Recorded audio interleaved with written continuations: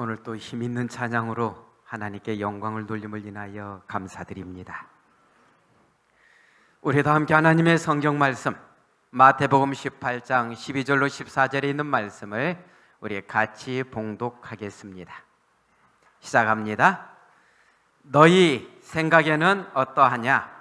만일 어떤 사람이 양 100마리가 있는데 그 중에 하나가 길을 잃었으면 그 99마리를 산에 두고 가서 길 잃은 양을 찾지 않겠느냐? 진실로 너희에게 이르노니 만일 찾으면 길을 잃지 아니한 99마리보다 이것을 더 기뻐하리라. 이와 같이 이 작은 자 중에 하나라도 이뤄지는 것은 하늘에 계신 너희 아버지의 뜻이 아니니라. 아멘. 저는 오늘 이 말씀을 본문으로 삼아서 한 사람이라는 제목으로 이 시간 같이 말씀을 나누기를 원합니다. 말씀에 앞서서 한 이야기를 소개합니다. 한국 최초의 개신교 소래교회에 관한 이야기입니다. 황해도 장영군 대구면 소래교회는 1883년 한국인에 의해서 한국에 세워진 최초의 개신교회입니다. 이 교회의 교인이 몇 명 안 되던 때입니다. 미국 북장로교 선교사 소환론 박사 내외가 소래교회에 가까운 몽금포 해수욕장에 한 달간 휴가를 왔었습니다. 소환론 박사는 이곳에 온 김에 소래교회 전도를 지원할 계획을 세웠습니다. 소 박사 부부는 우선 마을 유지들을 잘 사귀기 위하여서 그리고 그들과의 관계를 잘 맺은 다음에 그들을 전도회로 초청하고 싶었습니다. 그래서 그들을 위하여 음식을 준비하고 그들을 초대하기로 결정했습니다. 그래서 이 소환론 박사 부부는 우선 그릇이 필요하니까 그 동네 집집 다니면서 그릇을 좀 빌렸습니다. 그런데 또 이렇게 집집에 가보니까 안방에 큼직한 노수로 된 그릇도 이렇게들 집집에 다 있는 걸 보고, 야, 저 그릇은 굉장히 귀한 그릇이구나, 집집마다 저 그릇을 안방에 다 놔뒀구나 생각하고 그 큰 녹그릇도 빌려왔습니다. 빌려온 그릇들을 잘 닦았습니다.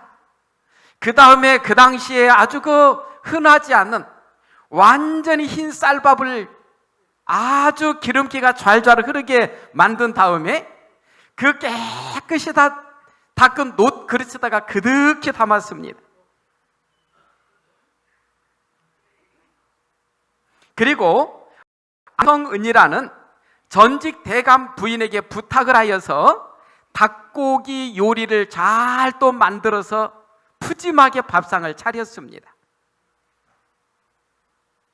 그리고 나서 이미 미리 초청한 5분의 아주 동네 유지들을 다 그날 오게 했습니다. 그날 그 잔치 자리에 초청을 받고 온 5명의 그 어른들은 방으로 들어서자마자 깜짝 놀랐습니다. 보기에 먹음직한 흰쌀밥이 어디에 담겨져 있는 것입니까? 아니요, 이 그릇에 담겨져 있습니다.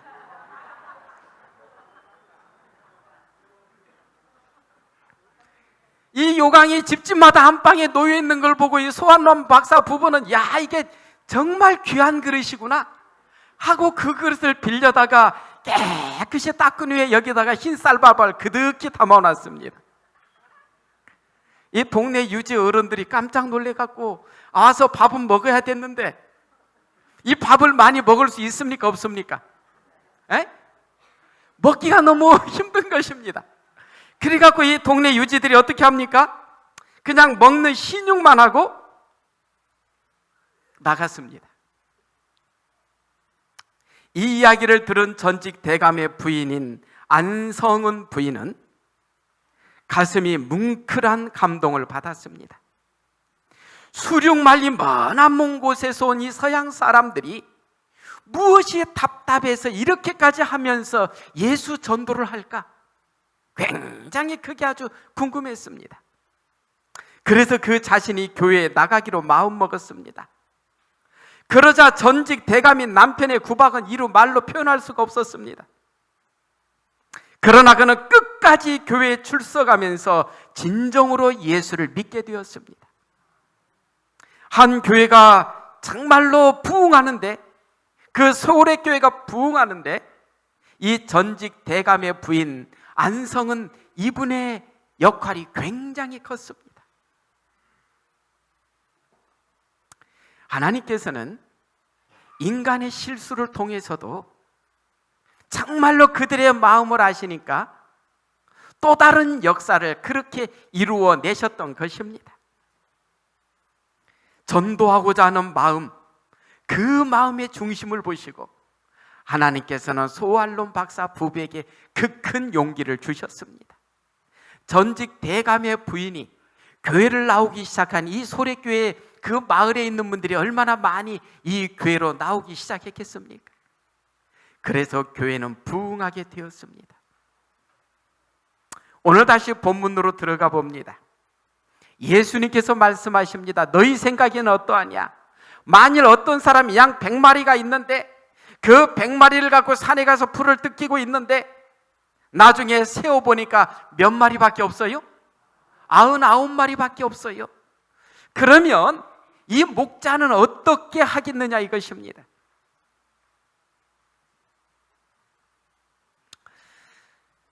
겨우 한 마리 없어졌는데 내버려 두지, 이렇게 생각하는 목자도 있을 수 있습니다. 그러나 참으로 양을 사랑하는 목자는 그 양 한 마리를 그냥 놔둘 수가 없습니다. 우리 부모님 세대들은 자녀들을 참 많이 낳습니다. 그렇습니까? 안 그렇습니까? 6, 7, 8 그냥 정말 많이 낳습니다. 그런데 그렇게 많이 낳은 자녀들인데 그 중에 하나를 저 부잣집에서 양자로 달라 그러면 잘 됐다고 쉽게 보냅니까? 못 보냅니까? 왜 못 보냅니까? 네? 그 집에 가면 우리 집보다 훨씬 보리밥도 아니고 쌀밥만 그 당시 많이 먹을 수 있는데, 부모의 마음은 그 자식을 놓을 수가 없는 것입니다. 오늘 우리 예수님께서 하시는 말씀이 뭡니까? 한 마리의 잃은 양도 찾기를 원하시는 우리 예수님의 마음을 오늘 우리에게 주고 계신 것입니다. 하나님께서는 오늘 또 잃어버림을 당하고 있는 당신의 양들로 인하여서 마음이 아파하고 계십니다. 오늘 또 소망 없이 죽어가고 있는 죄인들로 인하여 슬퍼하고 계십니다. 하나님께서는 오늘 우리가 길을 잃고 방황하며 어려움 중에 있는, 하나님에게서 정말로 잃어버림을 당하고도 그것도 정말로 모르고 있는 사람들에게 하나님의 사랑을 전하라고, 나누어 주라고 우리에게 말씀하고 계십니다. 오늘 우리에게 주님을 대신하여서 전도자가 되라고 말씀하고 계십니다. 구원받아야 할 인간, 왜 우리 인간은 구원받아야 됩니까? 이유는 그렇지요. 시편 51편 5절에 보면 다윗은 이렇게 고백합니다. 내가 죄악 중에 출생하였으며 모친이 죄 중에 나를 잉태하였나이다.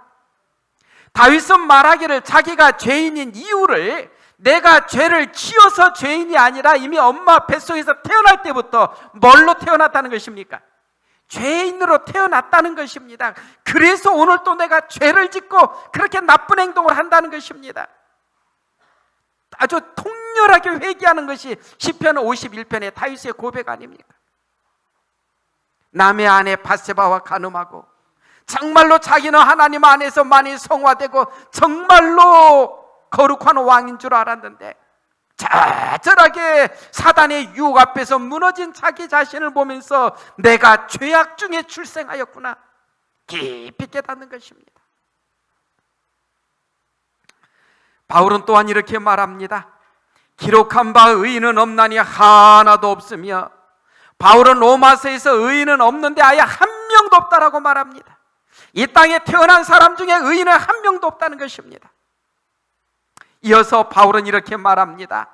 모든 사람이 죄를 범하였음에 하나님의 영광에 이르지 못하더니, 우리 모든 사람들은 다 죄를 범한 죄인이라는 것입니다. 그래서 하나님의 영광에 이르지 못했다는 것입니다. 우리 모두는 잃어버린 양들이었습니다. 그러나 이곳에 앉아있는 분들은 참 축복받은 사람들입니다. 그 잃어버림에서 오늘 회복을 정말로 받았기 때문에 이곳에 앉아있는 것입니다. 얼마나 크나큰 은혜이고 얼마나 크나큰 축복인지 모릅니다.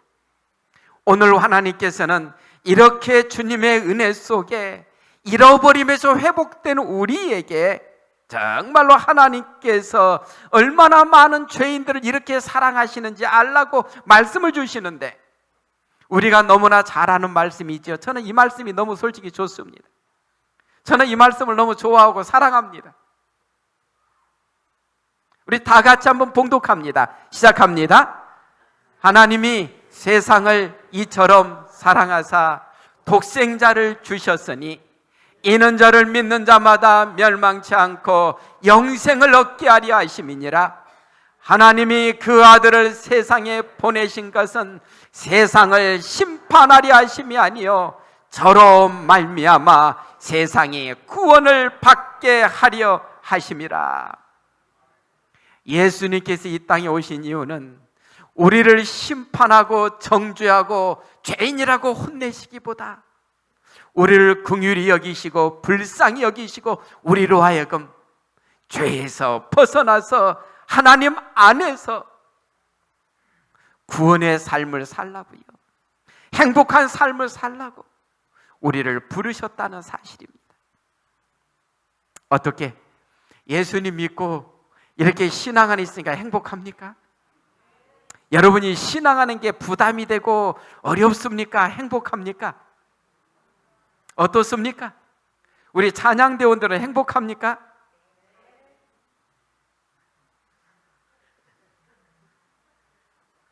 오늘 찬양할 때 모습은 참 행복해 보입니다. 하나님 안에 있는 사람들은 행복자입니다. 왜 그러는가? 예수님께서 또 이렇게 말씀하시지요.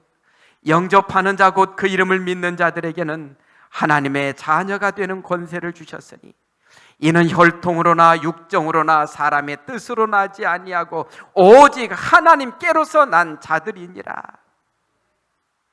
오늘 이 자리에 있는 우리는 이 말씀을 이루고 있는 하나님의 자녀들입니다.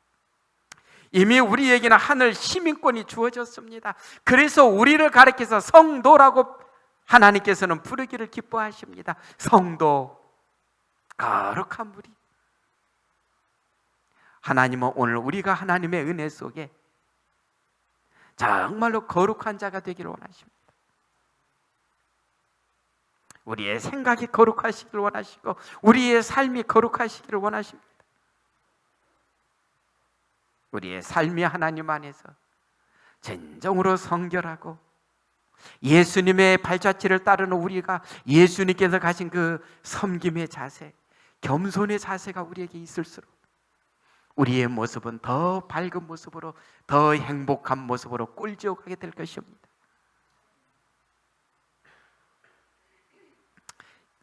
우리에게 이 하나님의 사랑을 많이 누리고 알고 있는 우리에게 우리 예수님께서 명령을 또 하나 주셨습니다. 우리 잘 아는 말씀 마태복음 28장 19절로 20절입니다. 우리 같이 한번 또 큰 소리로 봉독합니다. 시작합니다. 너희는 가서 모든 족속으로 제자를 삼아 아버지와 아들과 성령의 이름으로 침례를 주고 내가 너에게 분부한 모든 것을 가르쳐 지키게 하라. 볼지어다 내가 세상 끝날까지 너희와 항상 함께 있으리라. 예수님은 우리에게 명령을 주셨습니다. 너희는 가서 모든 족속으로 제자를 삼아 아버지와 아들과 성령의 이름으로 침례를 주고 내가 너에게 분부한 모든 것을 가르쳐 지키게 하라고 명하셨습니다. 근데 참 감사한 것은요, 우리가 하나님의 성경 말씀을 읽으면서 계속 우리가 느끼고 우리가 깨닫는 것은 무엇입니까? 하나님께서는 우리에게 명령을 하실 때 너희들 힘으로 하라, 열심히 하라고만 명하지 않으십니다. 항상 하나님의 명령이 주어졌을 때는 그 다음에 뭘 또 보증해 주셔요? 내가 함께 하겠다는 것입니다. 너희들끼리 하라고 놔두지 않으시겠다는 것입니다. 항상 너희와 함께 하셔서 너희를 도와주고 너희를 이끌어 주시겠다고 약속하셨습니다. 참 그게 얼마나 감사한지 몰라요. 오늘 또 우리의 눈에 보이지 않지만 예수님께서는 우리와 함께하고 계신다는 것입니다. 우리 곁에 계신다는 것입니다. 오늘 우리 개태교원의 믿음의 성도들이 하나님을 경배하고 찬양하기 위해서 이 자리에 있을 때 하나님께서 이 자리에 같이 임해 계신다라고 말씀합니다. 하나님의 백성들이 몇 명이 모였던 하나님 앞에 예배드리고 경배하기 위해서 모일 때 그 자리는 성소가 된다 그랬습니다. 성소는 하나님이 임재하신 장소인 것입니다. 이 시간에 이 자리는 하나님의 성소가 되어 있는 것입니다. 하나님께서 우리와 함께하고 계시기 때문에 그런 것입니다. 오늘 그 주님께서 오늘 우리에게 전도의 사명을 주셨는데 한 가지 질문이요. 이 전도하는 게 쉽다고 느껴집니까? 아니면 어렵다고 느껴집니까? 어떻습니까? 쉬운데 어렵다. 그 답이 어렵네요. 우리가 전도하라 그러면 많은 분들이 부담을 느낍니다. 그러지요? 솔직히 우리는 어떤 생각 들어요? 나 교회 오면 나에게 아무 부담 안 줬으면 좋겠습니다. 그냥 조용히 와서 예배만 드리고 조용히 가게 해주시면 제가 참 행복하겠습니다. 솔직히 이런 마음들도 들어요, 안 들어요? 아무것도 시키지 말고 그냥 조용히 와서 예배만 드릴 테니까 나 조용히 그냥 가게 놔두세요. 나는 그게 제일 평안하고 나는 그게 제일 행복하다고 느낍니다. 우리는 솔직히 그런 마음이 종종 듭니다. 그렇지요? 그러나 예수님께서는 말씀하시기를 그냥 조용히 왔다 조용히 가라고 안 하십니다. 뭐라고 말씀하셔요? 네가 받은 은혜를 좀 나누어 주거라. 네가 받은 구원을 다른 사람에게도 나누어 주어라. 그런데 그게 솔직히 부담이 되는 것입니다. 너무나 총정이요. 오늘 여러분들 우리 선교회장님이 그 초청장 다 나눠줬지요? 오늘 나누어준 것은 전번에 줬던 전단지하고 다릅니다. 여러분이 그것을 쫙 펴시면 거기 초청장이 있고 그것에 투라는 그게 있어요. 그 옆에다가 여러분이 초청하고 싶은 사람 이름을 쓰라는 것입니다. 그래서 이거는 길가 아무에나 주지 마시고요. 1인당 보통 3장 아니면 4장 가져가실 텐데 거기다 이름을 꼭 써가지고 정말로 내가 꼭 인도하고 싶은 사람에게 기도하신 후에 가서 전해주시기 바랍니다. 오늘 나누어드린 것은 길거리 아무나 주라는 게 아닙니다. 정말로 여러분들이 기도하고 전도회로 인도하고 싶은 분에게 거기다 그분의 이름을 써가지고서 그분에게 전해주라는 것입니다. 그 다음은 하나님께서 역사하십니다. 전도가 부담되는 이유를 몇 가지 살펴봤습니다. 하나님께서 우리에게 전도의 사명을 주셨는데 왜 부담이 될까 봤더니 말씀해 보니까 뭐가 부족할 때 전도에 부담이 된다 그럽니까? 믿음이 부족할 때. 여기 복음전도 697쪽에 보면은요, 많은 사람들이 우리의 믿음에 관한 교리와 이론들을 증거하고 있다. 그러나 성령께서 저들의 믿음 없는 봉사를 통하여 역사하지 않으시므로 저들의 증거는 마치 맛을 잃은 소금과 같다. 아하, 믿음이 부족.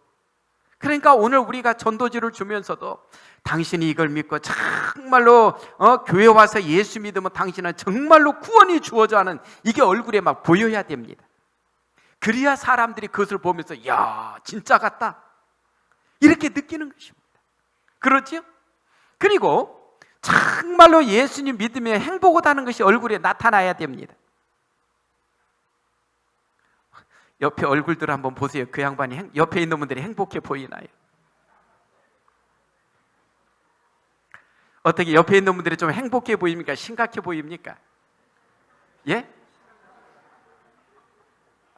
하나님 안에 있는 사람들은 안식일날 예배 드리러 와서도 우리 얼굴에 그냥 정말로 아주 행복과 그 하나님 안에서의 그 정말로 그 모습이 우리에게 있어야 된다는 것입니다. 그래서 여러분들이 그 얼굴을 가지고 다른 사람이 가서 꼭 초청할 때 당신 얼굴을 보니까 나도 그렇게 살고 싶소, 그렇게 되는 것입니다. 그래서 오늘 우리에게 정말로 믿음의 부족 때문에 전도가 어렵고, 두 번째는 기도의 부족이라고 말씀합니다. 옛날에는 영혼을 구원하기 위하여 내 주여 나로 이 영혼을 구원하도록 도우소서 하고 애원하면서 저들의 모든 마음을 한 영혼 한 영혼에게 다 기울이는 자들이 많이 있었다. 저는 그래서 이게 옛날이 도대체 언젠가 궁금도 합니다. 그러나 우리만 보더라도 우리 재림교회 초창기에 들어왔을 때만 해도 얼마나 전도열들이 강했는지 모릅니다. 또 이렇게 말씀합니다. 그런데 지금은 그런 것을 거의 볼 수 없게 되었다. 실제로 죄인의 위험을 깨닫고 일하는 자가 몇이나 되는가? 위험에 빠져 있는 줄을 알고 그 사람을 구원하기 위하여 간절히 하나님께 기도하며 애원하는 자가 과연 얼마나 되는가? 정말로 그 사람을 구원하고자 우리가 얼마나 하나님 앞에 간절히 무릎 꿇고 애원하면서 기도했느냐라고 우리에게 질문을 던지고 있습니다. 이번 우리가 전도회를 놔두고 지금 열흘 특별 새벽 기도회를 우리가 쭉 해오고 오늘이 8일째입니다. 내일은 9일 전도회 시작하는 열흘째인데 정말로 우리는 이 새벽에 와서 교회 와서 간절히 기도할 때 얼마나 애절한 마음을 가지고 기도했는가. 또 새벽에 오고는 싶지만 여러 상황상 오지 못하고 집에서 기도하신 우리 성도님들은 얼마나 애절한 마음을 가지고 과연 그 한 사람 한 사람 이름을 불러가면서 기도했느냐라고 질문하고 지금 우리에게 있습니다.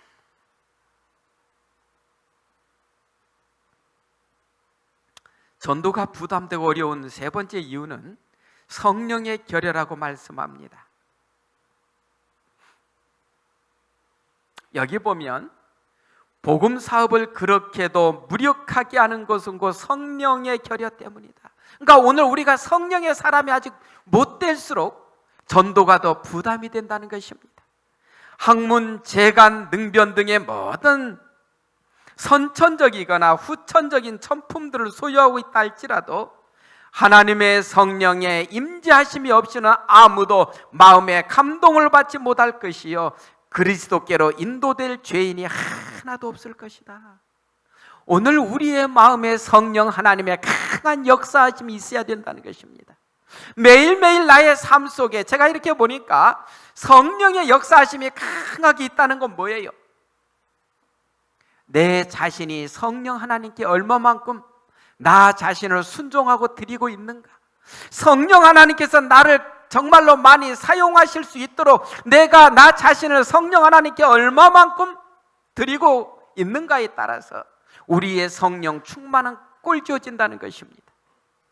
오늘 우리에게 성령이 결여되어서 전도가 어렵고 부담된다라고 말씀합니다. 그렇다면 전도의 성공을 하기 위해서는 어떻게 하면 되겠습니까? 아까 그것들을 보충하고 또 좀 거기에다 더 추가하면 되겠지요.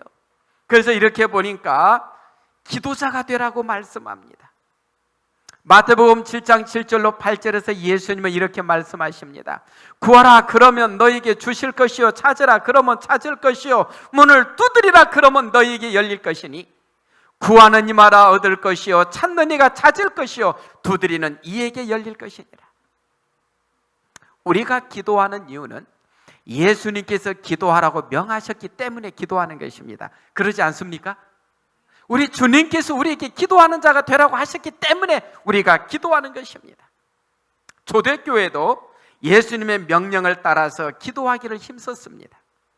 우리가 사도행전 2장 42절에 보니까 저희가 사도의 가르침을 받아 서로 교제하며 떡을 떼며 기도하기를 전혀 힘썼다.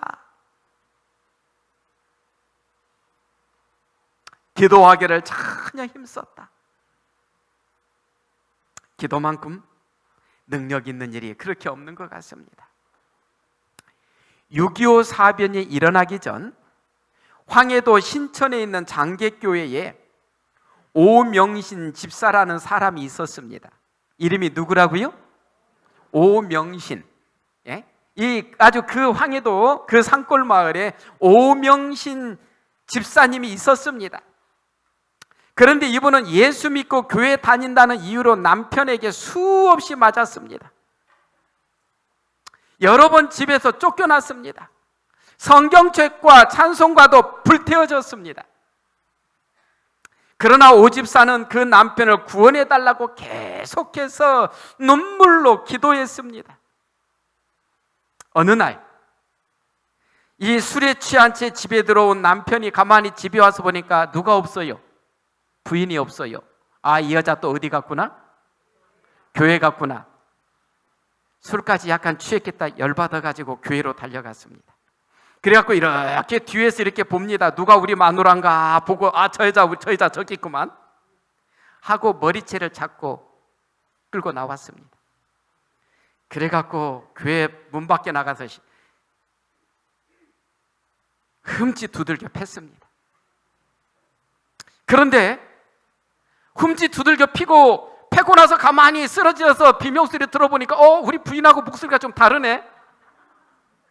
그때 다 정신이 바짝 들었습니다. 그래서 이렇게 가만히 봤더니 우리 부인이 아니냐고 봤더니 면장 부인이었습니다. 면장 부인을 술 취한 김에 뒷모습만 보고 머리카락 끌고 나와서 한참 두들겨 패고 봤더니 자기 부인이 아니고 면장 부인이요. 난리가 났습니다. 그래서 뭐라고 이야기합니까? 막 갑자기 술이 확 깨고 이제 죽었다 생각하니까 어떡합니까? 면장 부인한테 그냥 얼마나 싹싹 빌었는지 모릅니다.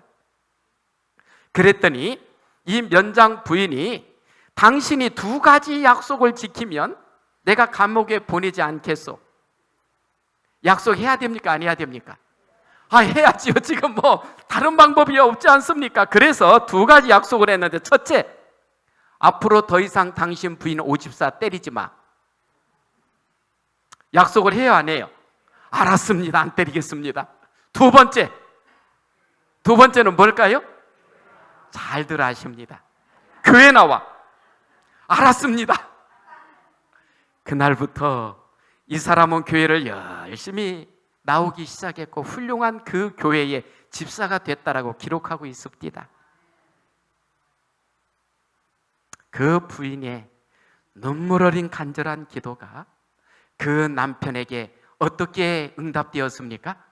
구원의 역사로, 물론 자기 대신 면장 부인이 실컷 맞고 그 은혜로 또 예수 믿게 됐습니다마는, 어쨌든 방법은 다를지 몰라도 예수님을 정말로 믿게 해달라는 간절한 기도는 그렇게 응답되었습니다.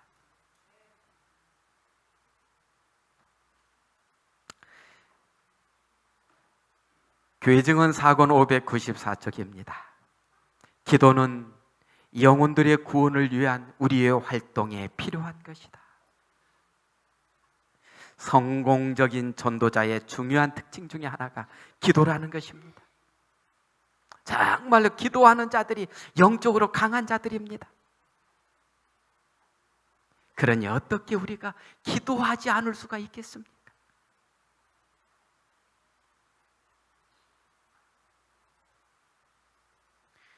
증언보감 3권 197, 8쪽입니다. 형제 자매들이여, 그대의 성경을 손에 들고 나는 주께서 말씀하신 대로 행하였습니다. 나는 구하라 그러면 너에게 주실 것이요, 찾으라 그러면 찾을 것이요, 문을 두드리라 그러면 너에게 열 것이니라고 하신 주의 허락을 제시합니다라고 말하라. 그리스도께서 선언하시기를 무엇이든지 기도하고 구하는 것은 받은 줄로 믿으라. 그리하면 너희에게 그대로 되리라고 하신다. 왜 기도해야 됩니까? 왜 우리가 구도자 명단을 놓고 기도해야 됩니까? 하나님께서 하시라 하셨으니까 하면 되는 것입니다. 저 솔직히 그렇게 기도 자주 합니다.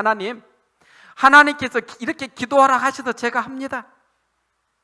저 하나님 말씀을 따라서 기도합니다. 그러면 그 다음은 이제 누가 이루셔야 돼요? 하나님께서 그 다음은 이루셔야 돼요. 왜요? 기도하라고 명하셔서 그 말씀을 따라 기도하는 사람의 기도를 응답해 주지 않으시면 그 하나님의 약속이 어떻게 되겠습니까? 그래서 우리는 기도하는 것입니다. 여러분들 정말로 구원해야 될 사람, 그 이름을 놓고 간절히 기도하시기 바랍니다. 그 속에 하나님의 역사가 이루어집니다. 우리 이명자 집사님도 열심히 기도하고 있지요? 예, 제가 기도한 줄 압니다. 하나님께서 가장 적절한 때에 그 기도를 응답해 주실 것을 믿어 의심치 않습니다. 두 번째로 모이기를 힘쓰라는 것입니다. 성전에. 사도행전 2장 46절로 47절입니다. 우리 또 같이 봉독합니다. 시작합니다. 날마다 마음을 같이하여 성전에 모이기를 힘쓰고 집에서 떡을 떼며 기쁨과 순전한 마음으로 음식을 먹고 하나님을 찬미하며 또 온 백성에게 칭송을 받으니 주께서 구원받는 사람을 날마다 더하게 하시니라. 여기서 우리가 정말로 깊이 봐야 될 것은 구원받을 구도자들을 누가 보내주셨다는 것입니까? 하나님께서 보내주셨다는 것입니다. 그들이 뭐 할 때요? 성전에 모이기를 힘썼다는 것입니다. 그리고 성전에 모여서 그들이 뭐 하기를 잘했어요? 성전에 모이기를 힘쓰고 집에서는 떡을 떼고 기쁨과 순전한 마음으로 음식을 먹고 하나님을 찬미하자 온 백성에게 칭송을 받게 되었고, 그럴 때 하나님께서 구원받는 사람을 막 보내어 주셨다는 것입니다. 오늘 우리 대교원교회 믿음의 가족들이 이 말씀대로 이루어지는 그러한 삶이 되면 참 좋겠습니다. 하나님 전에 모이기를 힘쓰고 모이기를 기뻐하고 하나님께 경배하면서 하나님께서 주신 은혜를 많이 체험하게 될 때 우리의 삶은 더 행복해질 것입니다. 하나님 안에서요. 세 번째는 주님의 사랑에 잠기라는 것입니다. 고린도후서 5장 14절, 참 좋은 말씀이죠. 같이 봉독합니다. 시작합니다. 그리스도의 사랑이 우리를 강권하시는도다. 사도 바울이 전도의 화신이 될 수 있었던 것은 그리스도의 사랑이 바울의 마음속에 가득했기 때문에 그 사랑을 전하지 않을 수가 없었다는 것입니다. 이걸 제가 그 전에 한번 또 보여드린 적이 있죠. 이 주석을요. 바울은 틀림없이 그리스도를 향한 자신의 사랑보다는 자신을 향한 그리스도의 사랑을 언급했다. 그리스도의 사랑만이 생애를 통제하는 적절한 능력이 될 수 있지만 그리스도를 향한 우리의 사랑이 중요한 건 역시 사실이다. 하지만 우리를 향한 그리스도의 사랑이 늘 우위에 있는 요소이다. 우리가 사랑하면 그가 먼저 우리를 사랑하였음이라. 예수님께서 우리를 너무나도 사랑하시기 때문에 그 사랑이 좋아서 우리도 사랑하는 것입니다. 안 그렇습니까? 이 예수 그리스도의 사랑이 우리의 마음을 강권할 때 우리의 삶은 달라집니다. 복음교육자에 있는 말씀입니다. 사도 바울은 그리스도의 사랑이 우리를 강권하시는도다라고 말하였다. 이것은 그의 행위의 실제 원칙이며 또 그의 행동의 원동력이었다.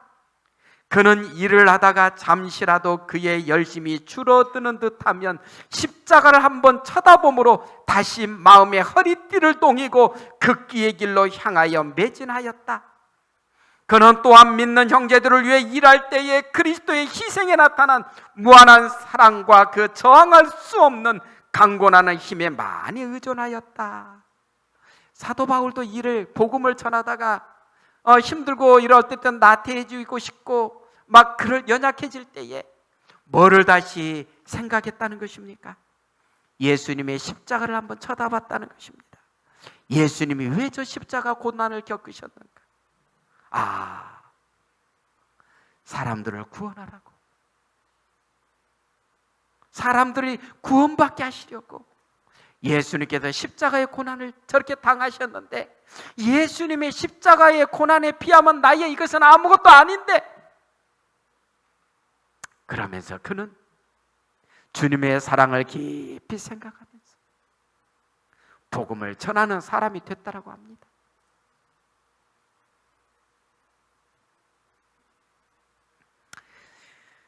전도의 성공을 위해 네 번째는 성령 하나님과 동행하라는 것입니다. 오직 성령이 너희에게 임하시면 너희가 권능을 받고 예루살렘과 온 유대와 사마리아와 땅끝까지 이르러 내 증인이 되리라. 사도행전 1장 8절에 있는 말씀이죠. 증언보감에 있는 말씀입니다. 만일 그들이 그리스도와 연합하고 성령의 선물을 소유하고 있다면 가장 보잘것없고 무식한 그의 제자라도 사람의 마음에 호소하는 능력을 가지게 될 것이다. 우리가 잘 알지요. 저 어렸을 때 교회에 그 집사님 훌륭한 장로님들 이렇게 보면 학력이나 이런 것들이 참 약하셨는데도 정말로 단순하게 그 말씀 전하는데 정말로 노력하고 기도의 사람이 됐을 때 그의 능력은 얼마나 강했는지 모릅니다. 오늘 우리는 하나님의 은혜 속에 성령의 사람이 될 때 우리를 향하신 하나님의 뜻이 이루어지고 큰 역사가 이루어진다라고 말씀합니다. 성령의 계속적인 임재와 도움이 없이는 말씀의 전파가 전혀 소용이 없을 것이다. 이분만이 거룩한 진리를 효과적으로 가르치는 교사이시다. 진리가 성령으로 더불어 마음에 동반될 때에만 양심을 일깨우거나 생애를 변화시킬 것이다. 성령께서 진리로 깊이 감명시키지 않으면 반석 위에 떨어져 깨어질 심령은 하나도 없을 것이다. 오늘 우리가 먼저 성령의 사람이 되어야 되고요, 그리고 이 성령이 정말로 다른 사람들의 마음속에도 역사할 수 있도록 우리가 같이 힘쓰는 자가 되라고 합니다. 그리고 또 다섯 번째는 예수님을 바라보라는 것입니다. 믿음의 주요 또 온전케 하신 이인 예수를 바라보라. 히브리서 12장 2절에 있는 말씀입니다. 우리가 예수님을 바라보는 이유는 무엇입니까? 우리가 예수님을 바라볼 때 우리를 향한 사랑의 절정에 우리는 십자가를 보게 됩니다. 십자가에 대해서 우리에게 이렇게 기록합니다. 오늘날 하나님의 말씀을 가르치는 사람들이 그리스도의 십자가를 더 높이 지켜둔다면 그들의 봉사는 훨씬 더 성공적일 것이다. 죄인들로 열렬히 십자가를 바라보도록 인도한다면, 그리고 그들이 십자가에 못 박히신 구주를 충분히 바라볼 수 있다면 그들은 하나님의 동정과 죄의 흉악함의 깊이를 깨닫게 될 것이다. 십자가를 바라볼 때마다 우리 자신이 하나님의 사랑에 감동된다는 것입니다. 왜 하나님이신 분이 저 십자가를 짊어지셔야만 됐는가? 또 이렇게 말씀합니다. 그리스도의 죽음은 인류에 대한 하나님의 크신 사랑을 입증한다. 그것이 우리의 구원의 보증이다. 그리스도인들에게서 십자가를 제거하는 것은 하늘에서 태양을 없애는 것과 같을 것이다. 여호와께서는 부성의 동정심을 가지고 불쌍히 여기는 마음으로 인류를 영원한 사망에서 구원하고자 아들이 참은 그 고통을 보시며 그 사랑하시는 자 안에서 우리를 받아주신다. 왜 예수님께서 십자가를 짊어지셔야만 됐는지를 우리에게 보여주는 말씀입니다. 이제 우리 전도를 위한 결심을 잠깐 해야 되겠습니다. 전도하기 위해서는 다른 사람들에게 대하여 깊은 애정과 관심을 가져야 된다라고 말씀합니다. 이게 없으면 안 됩니다. 두 번째는 전도를 하기로 결심하고 인도하기를 원하는 구조자들의 명단을 적으시고 그 명단을 들고 열렬한 심정으로 계속 기도하라는 것입니다. 세 번째는 기도하면서 사랑과 친절과 관심을 표현하며 많은 것들을 그 사람에게 베풀라는 것입니다. 친절과 사랑을 나누어 주라는 것입니다. 이게 같이 엮여져야 된다는 것입니다. 여기요, 잘 나가는 주유소, 미국의 장사가 잘 되기로 유명한 주유소가 있었습니다. 어찌나 장사가 잘 되든지 한참이나 떨어져 있는 워싱턴에까지 소문이 나서 그 지역의 상인들이 이 비결을 배우기 위해서 사람들을 파견했을 정도였습니다.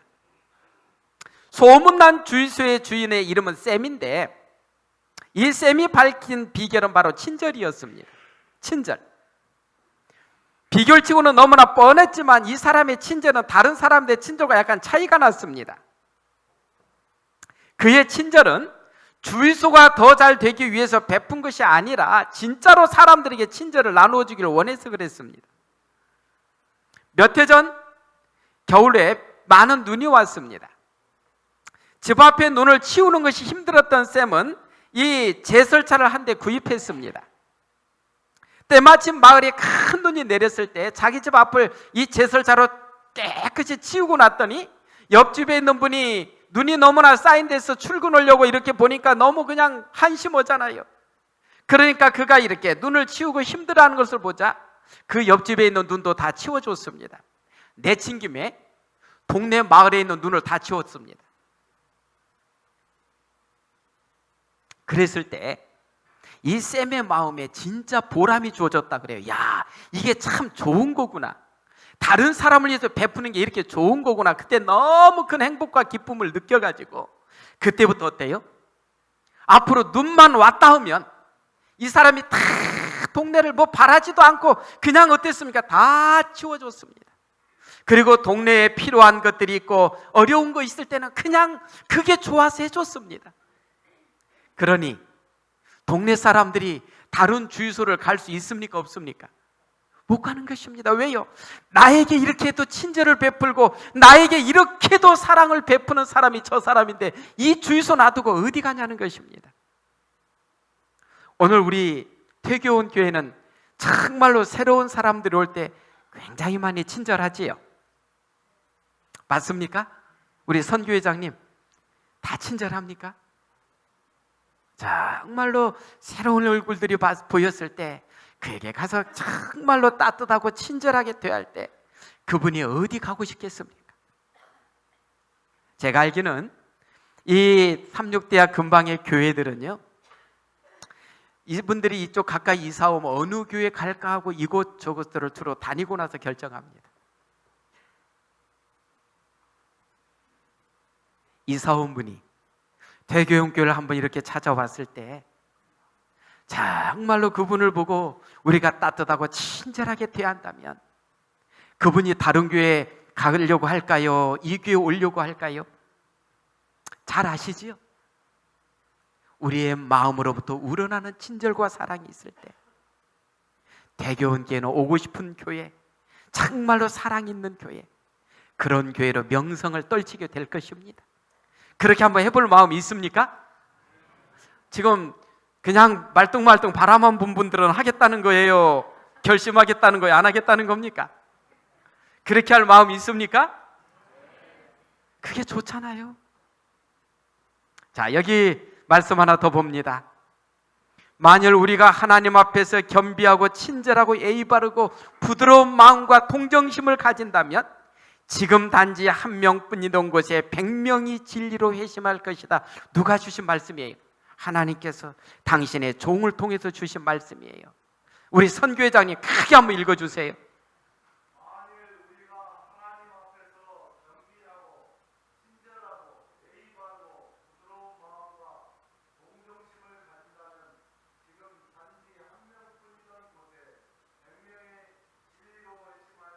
이야, 우리 정유채 장로님 한 명만 있어도 100명이 오겠다는 거예요. 우리의 마음에 뭐가 있으면은요, 하나님 앞에서 겸비하고 친절하고 예의 바르고 부드러운 마음과 동정심을 가진다면 하나님께서는 나에게 100명의 영혼들을, 100명의 사람들을 보내주신다고요. 이런 분 딱 3명만 있으면 올해 우리 퇴교원교회 어떻게 될 것 같습니까? 아예 난리가 납니다. 맞습니다. 오늘 우리로 인해서 난리 나는 퇴교원교회가 되기를 바랍니다. 이제 오늘 말씀을 줄이면서 하나님께서는 다음 주 한 주일 동안에 우리에게 전도의 놀라운 축복의 기간을 열어주셨습니다. 우리의 윤 목사님 참 말씀이 아주 영성 있고 은혜가 있습니다. 여러분, 말씀이 잘 준비되는 강사를 우리 교회에 이렇게 부를 수 있도록 축복 주신 것 감사합니다. 이 말씀의 잔치에 우리가 먼저 참여하는 그러한 믿음의 가족들이 되기를 바랍니다. 그러면서 딱 한 사람씩만 데리고 오시면 고맙겠습니다. 몇 사람이요? 예, 딱 한 사람씩만 여러분들이 정말로 그분들을 손잡고 온다면 이번에 전도회에 큰 은혜가 넘칠 것입니다. 우리가 이번 전도회 기간은 7시 반에 전도회가 시작이 됩니다. 그러나 경배와 찬양은 7시부터 가동이 될 것입니다, 여러분. 그래서 오늘 여러분들이 가지고 있는 초청장에는 7시로 또 시간이 나가 있어요. 7시부터 와서 경배와 찬양 속에서 은혜를 누리시고, 그 다음에 7시 반부터 전도의 말씀이 또 바로 선포될 때에 큰 은혜를 같이 나누자는 것입니다. 이번 전도회에 강사가 잘 준비되어 있습니다. 말씀도 잘 준비되어 있을 걸로 믿어 의심치 않습니다. 이 전도회에 또 말씀과 더불어 우리가 구도자들을 위해서 선물도 다 준비해 놓았습니다. 이번 전도회 기간에 꼭 우리 한 사람씩을 모시고 오셔서 그들을 향한 하나님의 뜻도 이루어 주시고, 우리 모두도 하나님의 은혜와 축복을 많이 누리는 우리 모두가 되기를 간절히 바라면서 말씀을 줄입니다.